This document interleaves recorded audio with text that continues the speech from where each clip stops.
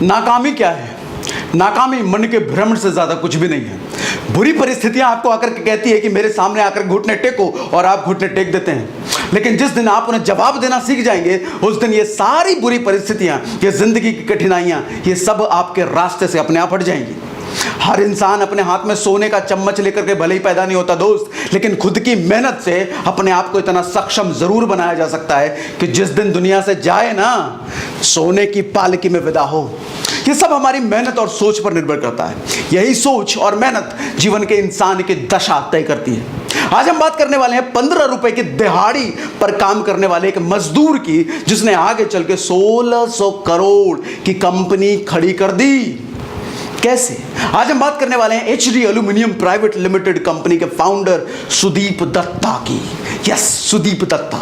ये वही सुदीप दत्ता है जिसने अपने जीवन की शुरुआत एक मजदूर के रूप में की, और देखते ही देखते अपनी मेहनत और समझ बूझ से एक बड़ी कंपनी के मालिक बन बैठे। पश्चिम बंगाल दुर्गापुर के एक सामान्य परिवार में जन्मे सुदीप दत्ता एक सैनिक के बेटे थे। वही सैनिक जिसने 1971 में जंग में गोली खाई और देश के नाम खुद को पैरालाइज्ड होना मंजूर कर लिया। पिता के दिव्यांग होने के बाद परिवार की सारी जिम्मेदारी बड़े भाई के कंधों पर आ गई थी, लेकिन वह भी ज्यादा दिन जिंदा नहीं रह सके। अब बीमारी के कारण उनकी मौत हुई। बड़े बेटे की मौत का सदमा पिता बर्दाश्त नहीं कर पाए। कुछ समय बाद पिता की भी मौत हो गई। देखते ही देखते घर की सारी जिम्मेदारी 17 साल के सुदीप के कंधों पर आ गई। पढ़ाई तो अभी महज थोड़ी सी पूरी हुई थी, ऐसे में बड़ा कोई अच्छी नौकरी भी नहीं मिलती उनको। अब घर के हालात इतने बद से बदतर होते चले गए थे, सुदीप के मन में आया कि चलो एक छोटे से वेटर या रिक्शा चलाने का काम शुरू कर दें। लेकिन किस्मत को कुछ और ही मंजूर था। इसी वक्त उनके सामने उनके एक दोस्त आते हैं और उनको अमिताभ बच्चन का एग्जाम्पल देते हुए सलाह देते हैं कि मुंबई जाओ और मुंबई में अपने जीवन की नई शुरुआत करो। अब सुदीप अमिताभ बच्चन की कहानी से पहले ही प्रेरित थे, तो इन्होंने सोचा कि अमिताभ बच्चन की जिस तरीके से जिंदगी पलटी, तो क्या पता इनकी भी जिंदगी मुंबई जाकर पलट जाए। इसके बाद सुदीप भी लाखों युवाओं की तरह अपनी आंखों में हसीन सपने और दिल में कामयाबी की तमन्ना लेकर निकल पड़े मुंबई की ओर। लेकिन मुंबई को कुछ और ही मंजूर था। माय नगरी मुंबई ने इन्हें बना दिया मजदूर। जानते हैं कैसे? सपने तो सुदीप ने बड़े ऊंचे देख रखे थे, लेकिन यहां पहुंचकर वो सारे सपनों ने अपने रंग खो दिए थे। सने सफलता नहीं, एक कारखाना था जहां एक उन्हें मजदूरी करनी थी। कहते हैं मुंबई शहर हर इंसान को पहले इतना परखता है, और उसके बाद जो इसके इम्तिहान में पास हो जाता है, वो ये शहर इतना देता है कि उसे संभाला नहीं जाता। शायद यही सुदीप के किस्मत में भी लिखा था। मुंबई अभी सुदीप को परख रही थी। यह साल 1988 था जब सुदीप ने अपने कमाने की शुरुआत एक कारखाने से मजदूर के रूप में की थी। 12 लोगों की टीम के साथ एक कारखाने में सामान की पैकेजिंग, लोडिंग, अनलोडिंग और डिलीवरी का ये काम किया करते थे। करोड़ों की कंपनी के मालिक को उस समय वेतन मिलता था मात्र 15 रुपए। आज उस आदमी का सिंगापुर में आलीशान घर है, मगर उस समय शुरुआती दिनों में एक ऐसे छोटे से कमरे में ये रहते थे जहां 20 लोगों का बोरिया बिस्तरा पहले से लगा हुआ होता था। संदीप का रूम बेसिकली मीरा रोड पर था और उन्हें जोगेश्वरी जाना पड़ता था काम करने के लिए। तो इस बीच का जो फासला था वो तकरीबन 20 किलोमीटर का था। पैसे बचाने के लिए वो 20 किलोमीटर जाना और 20 किलोमीटर आना, मतलब 40 किलोमीटर का डिस्टेंस पैदल तय कर लेते थे ये सुदीप। अब समय एक ऐसा आया कि मालिक को भारी नुकसान हुई, कारखाने के मालिक को। अब देखो सुदीप की किस्मत तो उस नुकसान की वजह से कैसे पलटी।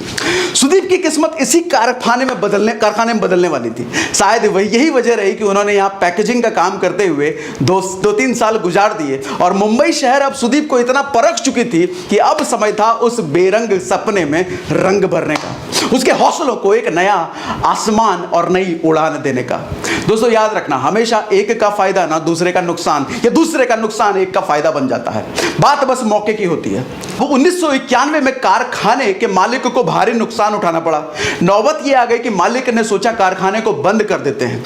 पिछले 2-3 साल से बेसिकली सुदीप इस कारखाने में काम तो कर रहे थे, लेकिन काम करने के साथ साथ वो कारोबार की पूरी समझ, सीख, सब कुछ ले चुके थे। अब इसके साथ ही इस धंधे की बारीकियां, ये सब कुछ तो समझ ही चुके थे। जब उन्होंने सुना कि यह कारखाना बंद होने वाला है, तो बाकी मजदूरों की तरह वो उदास नहीं हुए, मायूस नहीं हुए, बल्कि इस मौके का फायदा उठाने का ठान चुके थे वो। भाई सुदीप आर्थिक रूप से इतने मजबूत नहीं थे कि इस कंपनी को खरीद सकते, लेकिन इसके बावजूद वह इस मौके को हाथ से जाने नहीं देना चाहते थे। यही वजह रही कि उन्होंने अपनी सारी बचत दोस्तों से उधार लेकर के टोटल कुल उन्होंने 16,000 रुपए इकट्ठा किए। अब 16,000 रुपए से किसी कंपनी को खरीदना ये किसी मजाक जैसा था, लेकिन जब इंसान जुनून से भरा हो ना तो उसके सामने संभावनाएं आने लग जाती है। सुदीप जानते थे कि कंपनी बंद करने के बाद उसको मिलेगा कुछ नहीं। ऐसे में अगर उनके सामने ये प्रपोजल रखा जाए तो क्या पता कारखाने के मालिक इस जाल डील के बारे में मान जाए। यही सोचकर कंपनी खरीदने के मकसद से मालिक के पास पहुंचे। हालांकि जैसी सुदीप की स्थिति थी ऐसे में मालिक कभी उसकी सुनता नहीं, लेकिन शायद उनकी सालों की सोई किस्मत अब जाग रही थी तो वही हुआ जो सुदीप ने सोचा था।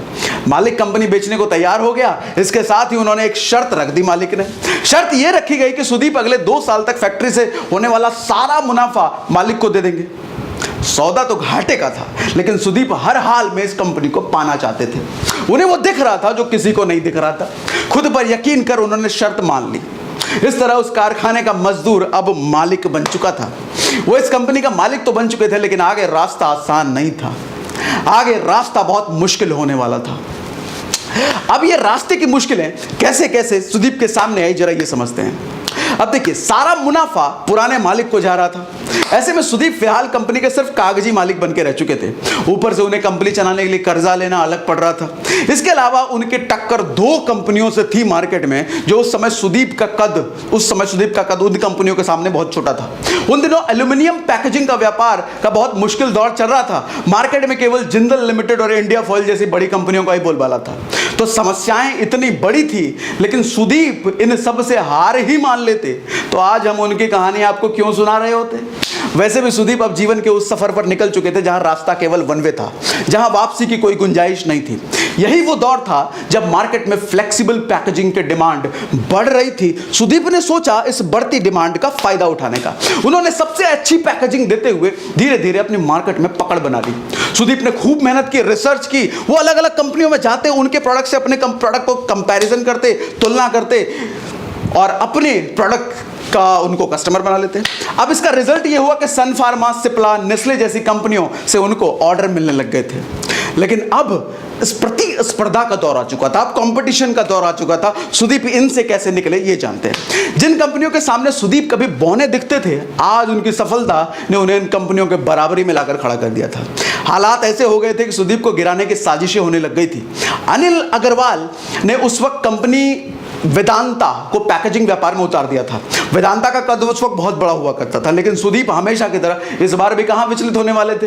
सूझबूझ से काम लिया, धैर्य से काम लिया। जितनी कड़ी कंपटीशन, प्रतिस्पर्धा थी, उतनी कड़ी इन्होंने मेहनत झोंक दी। उनकी मेहनत से ऐसा रंग दिखाया कि उनके प्रोडक्ट की गुणवत्ता कई गुना बढ़ाते हुए मार्केट में दोबारा से उन्होंने अपने प्रोडक्ट को उतारा, जिसका रिजल्ट यह हुआ कि 2008 में सुदीप ने वेदांता को 130 करोड़ रुपए में खरीद लिया। और इस वक्त सुदीप मार्केट का इकलौता सबसे बड़ा प्लेयर बन चुका था। 15 रुपए से 1600 करोड़ के मालिक बनने की जर्नी कैसी रही है, थोड़ा इसके बारे में जानते हैं। सुदीप ने अपनी कंपनी एचडी एल्यूमिनियम का विस्तार कर इसे HD aluminium company expand rapidly बना दिया था। 1998 से 2000 के बीच सुदीप ने पूरे देश में 12 यूनिट स्थापित किए। यह समय ऐसा आया जब सुदीप की कंपनी भारत की नंबर 1 पैकेजिंग बन चुकी थी, उस वक्त बन चुकी थी। इस दौरान उनकी HD aluminium company Bombay stock exchange में भी आ चुकी थी, नेशनल स्टॉक एक्सचेंज में भी आ चुकी थी। अब इनकी मेहनत से हुआ क्या कि पैकेजिंग उद्योग के नारायण मूर्ति इन्हें लोग कहने लग गए थे। एचडी एल्यूमिनियम कंपनी के फाउंडर सुदीप दत्ता अब एज अ नारायण मूर्ति उभरने लग गए थे। बताया जाता है कि सुदीप दत्ता ने गरीब लोगों की मदद के लिए सुदीप दत्ता फाउंडेशन की भी स्थापना की। इसके साथ उन्होंने अपने जैसे युवाओं की मदद के लिए प्रोजेक्ट हेल्पिंग हैंड की भी शुरुआत की थी। जो उनकी तरह आंखों में बड़े सपने लिए मुंबई शहर में आते थे, उनकी मदद के लिए उन्होंने ये फाउंडेशन शुरू किया। सुदीप दत्ता जैसा दिहाड़ी मजदूर आज अपनी सोच और मेहनत की वजह से 1600 करोड़ की कंपनी का मालिक बन चुका था। इसका मुख्य कारण जानते हैं क्या था? इसका मुख्य कारण यह था, हर मुसीबत में वो मौके की तलाश करते थे, हर समस्याओं के बीच वो संभावनाओं की तलाश करते थे। मैं आपको यही सिखाना चाहूंगा, जिस तरीके से सुदीप ने इतनी मुसीबतों के बीच संभावनाओं को तलाश करते हुए, संभावनाओं का दामन पकड़ते हुए अपने आप को उभारते चले गए। इंसान के सामने परिस्थितियां कभी बड़ी नहीं होती, इंसान की सोच और संभावनाओं देखने की ताकत ताकत ज़्यादा बड़ी होती है। तो आपको सुदीप के बारे में कौन सी चीज़ ज़्यादा अच्छी लगी कौन सी चीज़ मुझे कमेंट बॉक्स में ज़रूर बताना। और आगे अगर किसी ऐसे सफल बिजनेसमैन की बायोग्राफी या सक्सेस स्टोरी आप जानना चाहते हो तो मुझे कमेंट बॉक्स में ज़रूर बताना।